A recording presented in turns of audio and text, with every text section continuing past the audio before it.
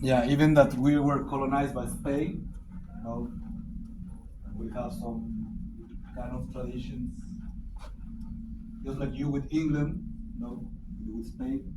But we are completely different because we have a mix of the cultures between the Aztecas and Mayas. So when they mix, you know, we have completely different traditions as in Spain. So I'm gonna talk about Posadas in Mexico. Uh, so the way that we celebrate Christmas in Mexico.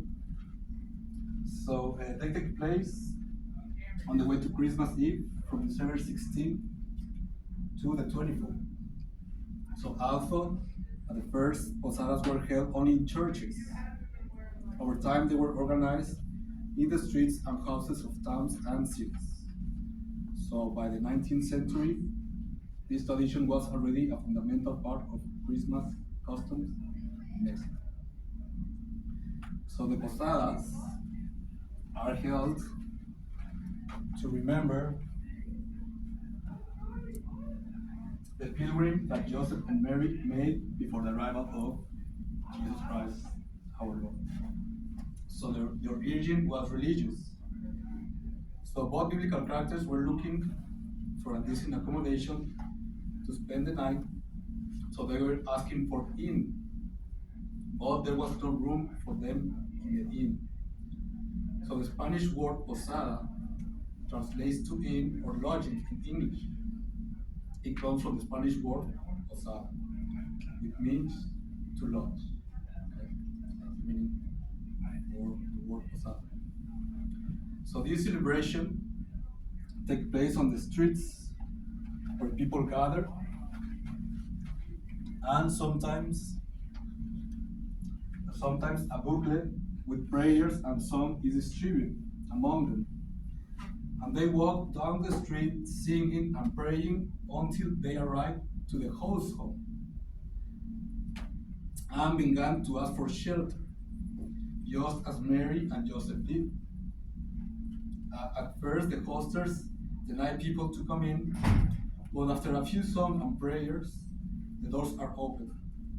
So they then sang, uh, "Come, holy pilgrims, receive this corner, for although it's a poor home, I give it to you from the heart." So you see that people outside, people inside. So people outside is asking for shelter with songs and prayers. So when people come in, this is the time where the party starts. You know, uh, and they share traditional dishes and drinks from Mexican cuisine, such as tamales. So if you want what is a tamal? So tamales are made from a mixture of a corn dough called masa and filling wrapped in banana leaf or that's the banana leaf or on the corn hulls. And then they are steamed.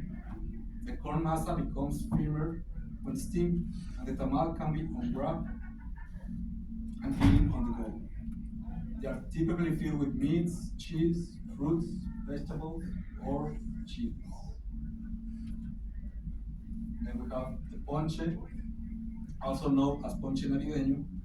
It's a warm spicy fruit punch typically made with dried fruits like apples, pears, oranges, guavas, tejocotes, and prunes.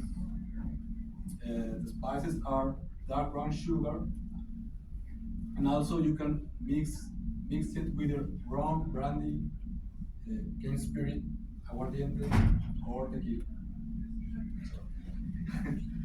Then we have atole, that is a hot drink made from masa de harina, corn flour, milk, piloncillo, that is dark brown sugar, and flavorings like cinnamon and vanilla. And well, we have also sweet bread, coffee, or hot chocolate. I make a picture of those. But I know what is coffee and chocolate. So in addition, after people eat, we have the piñata. Know that now piñata is in all over the places, they celebrate birthdays, people from Mexico. But the origin, it was this festivity. Okay, so the first piñata were actually for the Posadas.